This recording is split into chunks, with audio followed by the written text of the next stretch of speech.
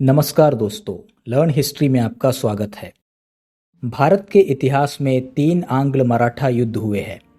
इस वीडियो में बात करेंगे प्रथम आंग्ल मराठा युद्ध के बारे में। प्रथम आंग्ल मराठा युद्ध 1775 से 1782 तक चला। लेकिन ये युद्ध हुआ क्यों? इसको जानने के लिए हमें इसके पृष्ठभूमि को समझना होगा। साल 1772 में पेशवा माधवराव की मृत्यु के बाद उनके छोटे भाई नारायण राव पेशवा बने। लेकिन कुछ ही महीनों के बाद उनके चाचा रघुनाथ राव ने उनकी हत्या करवा दी और स्वयं पेशवा बन गए। जिस समय नारायण राव की हत्या हुई थी उस समय उनकी पत्नी गंगाबाई गर्भवती थी और नारायण राव की मृत्यु के बाद उन्होंने पुत्र को जन्म दिया जिसका नाम सवाई माधवराव नारायण रखा गया। अब कानूनी तौर पर सवाई माधवराव पेशवाई के हकदार थे, इसलिए मराठा साम्राज्य के प्रभावशाली मंत्री नाना फडणवीस ने 12 भाई संघ का गठन किया। इस संघ में 12 प्रमुख मराठा सरदार थे जिन्होंने सवाई माधवराव को पेशवा घोषित किया। रघुनाथ राव को पूना छोड़ना पड़ा, लेकिन वे पेशवाई छोड़ना नहीं चाहते थे, इसलिए उन्होंने ईस्ट इंडिया कंपनी के बॉम्बे काउंसिल से मदद मांगी। 6 मार्च सन 1775 में रघुनाथ राव ने बॉम्बे काउंसिल के साथ सूरत की संधि की। इस संधि के तहत राघोबा पेशवा बनने के बाद सालसेट और बसेन के क्षेत्र अंग्रेजों को सौंप देंगे और बदले में अंग्रेज रघुनाथ राव को पेशवा बनाने के लिए सैनिक सहायता करेंगे। 15 मार्च 1775 में अंग्रेजों ने पुणे की ओर कूच किया। पुणे पहुंचने से पूर्व ही अंग्रेजों का सामना मराठा सरदार हरिपंत फड़के से हुआ। इस झड़प में हरिपंत फड़के पराजित हुए, लेकिन अंग्रेजों को भी भारी नुकसान उठाना पड़ा। गवर्नर जनरल वारन हेस्टिंग्स समझ गए कि अगर सीधा युद्ध हुआ तो हानिकारक होगा, इसलिए उन्होंने सूरत की संधि को खारिज कर दिया और कहा कि बॉम्बे काउंसिल के पास किसी भी प्रकार की संधि करने का कोई अधिकार नहीं है। 1 मार्च 1776 में गवर्नर जनरल के आदेश पर कर्नल आप्टन ने 12 भाई संगठन के साथ पुरंदर की संधि की।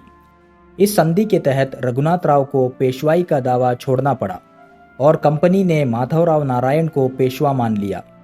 बदले में मराठों ने सालसेट और बारूच का अधिकार अंग्रेजों को दे दिया।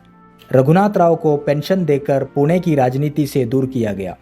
1776 में नाना फडणवीस ने फ्रांसीसियों के साथ संधि किया और कोंकण के क्षेत्रों में व्यापार करने का इजाजत दिया। बॉम्बे काउंसिल ने इस संधि का विरोध करते हुए पुणे पर आक्रमण किया। जनवरी 1779 में वडगांव के पास मराठों ने अंग्रेजों को परास्त किया, जिसके बाद बॉम्बे काउंसिल ने वडगांव की संधि की। गवर्नर जनरल वारन हेस्टिंग्स ने बॉम्बे काउंसिल के पास संधि करने का अधिकार नहीं है कहते हुए इस संधि को खारिज कर दिया। उन्होंने पुणे पर हमला करने के लिए कर्नल थॉमस गोडार्ड को भेजा। 15 फरवरी 1779 में गोडार्ड ने अहमदाबाद पर कब्जा कर लिया। अहमदाबाद को वापस लेने के लिए नाना फडणवीस ने महादजी शिंदे को भेजा। महादजी और कर्नल गोडार्ड के मध्य युद्ध हुआ, लेकिन कोई परिणाम नहीं निकला।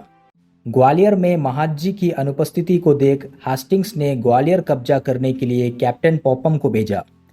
कैप्टन पॉपम ने 4 अगस्त 1780 को ग्वालियर पर कब्जा कर लिया।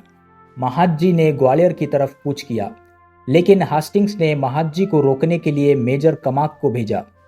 दूसरी तरफ कर्नल गोडार्ड पुणे की तरफ बढ़े, लेकिन बोरघाट के पास हरिपंत फड़के और तुकोजी होलकर ने उन्हें रोका। मालवा में महादजी और मेजर कमाक के मध्य अनेक युद्ध हुए। कुछ में महादजी को विजय मिला तो कुछ में मेजर कमाक को। मेजर कमाक की मदद के लिए कर्नल मुरे सेना लेकर आए, लेकिन 1 जुलाई 1781 में महादजी ने मुरे और कमाक की सेना को पराजित किया और अंग्रेजों और पेशवा के बीच संधि प्रस्ताव रखा। 17 मई सन 1782 में अंग्रेजों और मराठों के मध्य सालबाई की संधि हुई। मराठों की ओर से महादजी शिंदे और अंग्रेजों की तरफ से डेविड एंडरसन ने संधि पर हस्ताक्षर किए।